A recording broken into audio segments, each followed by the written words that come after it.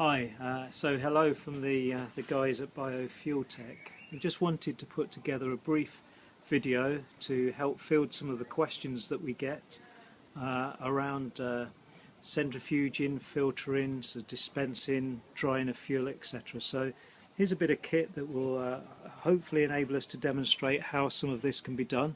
We use it for drying and for centrifuging finished biodiesel, but then we also use it for dispensing into the vehicles.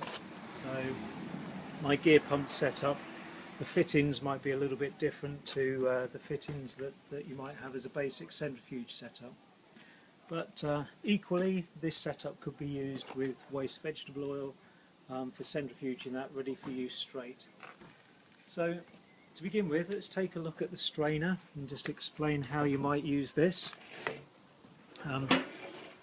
The strainer, as you can see, is a drum-sized strainer, and so if you were centrifuging WVO or feedstock, you'd simply pour in your feedstock at the coarse rating, at 600 microns, and then when you've done that, you'd heat up the oil and use the gear pump once hot to pump it through lower micron rated strainers. So for example, we use a 600 with coarse feedstock on our processor rig that's back with the processor, and then we go down to a 400 micron and then a 150, and then we centrifuge our feedstock at 150 micron down to sub-micron levels. So initially you can see that. If we look at the gear pump and the fittings on the gear pump, we're looking at here, most kits wouldn't come with this bit here, so the hose assembly would be connected directly to this T here, whereas for us we come off and we're using this to dispense biodiesel directly to our vehicles via the polish pots down there. We use the polish pots just to ensure that we're at the best level of dryness that we can achieve, so we're less than 500 parts per million moisture. So your fitting kit, you'll notice these are all hydraulic fittings and hydraulic hose assemblies.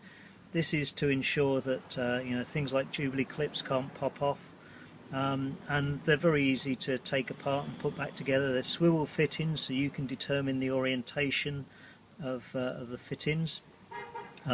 You'll notice the suction pipe.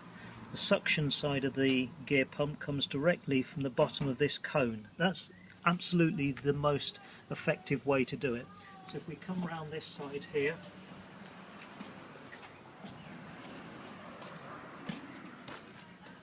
you can see at the bottom of the tank here, so we've got a conical tank, we go off to a T, and this T provides suction to the gear pump. If you're wondering what this is for, this goes to a different type of pump, a peripheral pump. It's 40 litres a minute, and we use that in our spray bar, which is inside the tank for drying the bio prior to centrifuging it. If we look at the centrifuge itself, this is a 500cc model.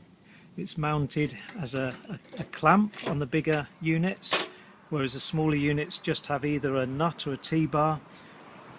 It's bolted to the lid of our tank, and we just use the gasket that's supplied in the centrifuge kit as a template to drill our holes. Simple as that. Pressure relief valve to ensure that you don't go over 7 bar pressure. Really you should be running this at 6 to 6.5 bar pressure. At the same time, you'd normally have a gauge, not quite sure why, but our pressure gauge isn't on at the moment. But with this large centrifuge and the pump that we've got installed at the moment, we would only hit about 6 bar pressure anyway. The spray bar inside, I'll just show you that briefly. Very simple construction, 22mm central heating pipe, bent the inner circumference of the tank and connected with compression T. On this particular pump, it's a 40 litre a minute pump, I think, and we've got around sort of 40 holes at 1.5mm drilled, and what we're doing is we're pumping we're pumping from our peripheral or centrifugal pump, whatever you have, up through our pipe here and into the spray bar. So that gives us spraying the bio hot and just atomizes off the moisture.